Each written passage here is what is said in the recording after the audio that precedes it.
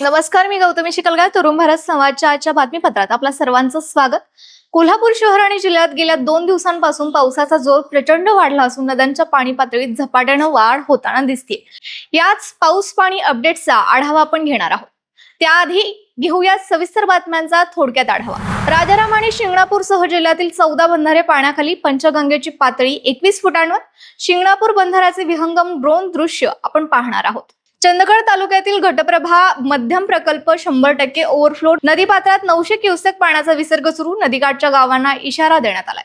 ऐतिहासिक पन्हाळगड हरवला दाट धुक्याच्या चादरीत. विलोभनीय निसर्ग सौंदर्य अनुभवण्यासाठी पर्यटकांची मोठी मांदियाळी झाली. परळे, निनाई आणि लोळाणे परिसरात रानडुकरांचा धुमाकूळ. लाखो रुपयांच्या ऊस पिकांचं मोठं नुकसान. शेतकरी हवालदिल झालाय. आणि जरगनगरमध्ये रस्त्याच्या मधोमध असणाऱ्या त्या विद्युत खांबामुळे दुचाकीचा अपघात झालाय. वटपौर्णिमेला आंदोलन करून सुद्धा प्रशासनाची डोळेझाक.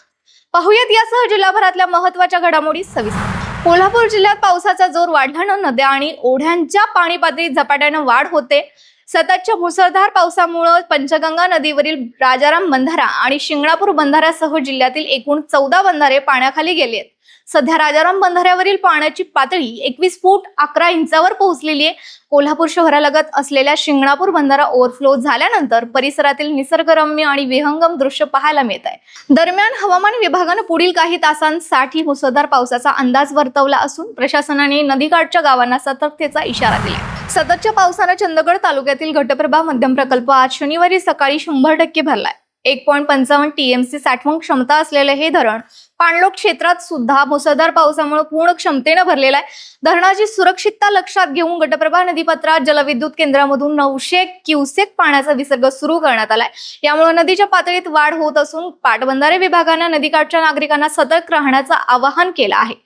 या धरणापासून अवघ्या 10 किलोमीटरवर सिंधुदुर्ग जिल्ह्याची हद्द सुरू होत असल्यानं तिकडच्या सीमावर्ती गावांना सुद्धा प्रशासनानं सतर्कतेच्या सूचना दिलेल्या आहेत. पावसाचा जोर वाढताच ऐतिहासिक पन्हाळगडावर पर्यटकांची गर्दी प्रचंड वाढली. सध्या पन्हाळगड आणि परिसर दाट धुक्याच्या चादरीत पूर्णपणे हरवला असून निसर्गाचं मोहक रूप पर्यटकांना आकर्षित करतंय. गडावरील हिरवाई, ढगांचे जमिनीवर उतरल्याचा भास निर्माण करणारे धुके आणि आल्हाददायक वातावरण यामुळे पन्हाळगड पावसाळी पर्यटनाचं प्रमुख केंद्र बनलंय. विशेषतः सकाळी आणि संध्याकाळी संपूर्ण परिसर दाट धुक्यानं व्यापला जात असल्यानं पर्यटकांना स्वर्गीय अनुभूती मिळते. यामुळे फोटोग्राफर्स आणि निसर्गप्रेमींची मोठी मांदियाळी पन्हाळगडावर पाहायला मिळत आहे. कोल्हापूर जिल्ह्यासह धरण पाणलोट क्षेत्रात सुरू असणाऱ्या मुसळधार पावसामुळे नद्या, तलाव तुडुंब भरून वाहत आहेत. परिणामी नद्यांच्या पाणी पातळीत वाढ होतीये. याच पार्श्वभूमीवर जिल्ह्यात संभाव्य पूरस्थिती निर्माण होऊ नये यासाठी जिल्हा आपत्ती व्यवस्थापन विभाग सज्ज झालाय. शिवाय NDRF राष्ट्रीय आपत्ती व्यवस्थापनचं पथक कोल्हापुरात दाखल झालंय. आज पन्हाळ तालुक्यातील बाजारभोगाव या ठिकाणी NDRFच्या पथकानं बोटीची चाचणी घेतली. जिल्हा आपत्ती व्यवस्थापन कक्षाकडील जवानांकडून स्थानिक नागरिकांना प्रशिक्षण देण्यात आलं. आमची टीम ही पुणे हेडक्वार्टरहून कमांडंट श्री SB सिंग यांच्या अधीन इथं आलेले आहे आणि आता आम्ही श्री संदीप राठोड यांच्या म्हणजे अधीनस्थ इथं आहोत, तैनात झालो आहोत. जर इथे जरी अशी कुठली पूर परिस्थिती जर घडली तरी आम्ही त्याच्यासाठी आमच्याकडे एक पूर्ण पथक आहे जे 30 जवान सहित आलेले आहेत. तसेच आमच्याकडे बोट आणि 5 बोट आहेत, 5 ओबीम आहेत, तसे कटिंग इक्विपमेंट पण आमच्याकडे आहेत.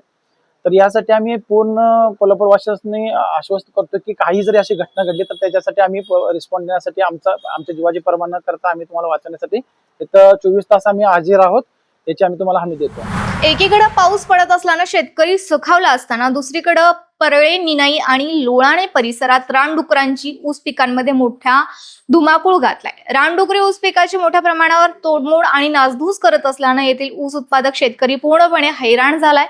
ऊसासाठी वापरलेली महागडी खते, मजुरी, लावणीचा खर्च आणि घेतलेलं कष्ट रानडुकरांच्या त्रासामुळे वाया जात असल्यानं शेतकरी आता हवालदिल झालाय. कोल्हापुरातील जरगनगर परिसरात रस्त्याच्या अगदी मध्यभागी उभारण्यात आलेल्या विद्युत खांबामुळे आज एका दुचाकीचा गंभीर अपघात झाला. सुदैवाने या अपघातात कोणतीही जीवितहानी झाली नसली तरी नागरिकांमध्ये महापालिका आणि महावितरण विरोधात तीव्र संताप व्यक्त होते। विशेष म्हणजे काही दिवसांपूर्वीच याच खांबाच्या विरोधात स्थानिक महिला आणि नागरिकांनी वटपौर्णिमेच्या दिवशी अनोखं आंदोलन केलं होतं। रस्त्याच्या मधोमध असलेल्या या खांबाला सुताचे फेरे मारत नागरिकांनी प्रशासनाचे लक्ष वेधलं होतं, मात्र तरीही प्रशासनाने दुर्लक्ष केल्यामुळे आज हा अपघात घडला असून हा खांब तातडीने हटवावा अशी मागणी स्थानिकांनी पुन्हा एकदा केली आहे। तर या होत्या आज दिवसभरातील काही महत्त्वाच्या घडामोडी। अशाच वेगवान आणि ताज्या अपडेट्ससाठी पाहत राहा तरुण भारत संवाद कोल्हापूर। चॅनलला सबस्क्राईब करा आणि बेल आयकॉन क्लिक करायला विसरू नका। पुन्हा भेटूया उद्याच्या बातमीपत्रात, तोपर्यंत नमस्कार।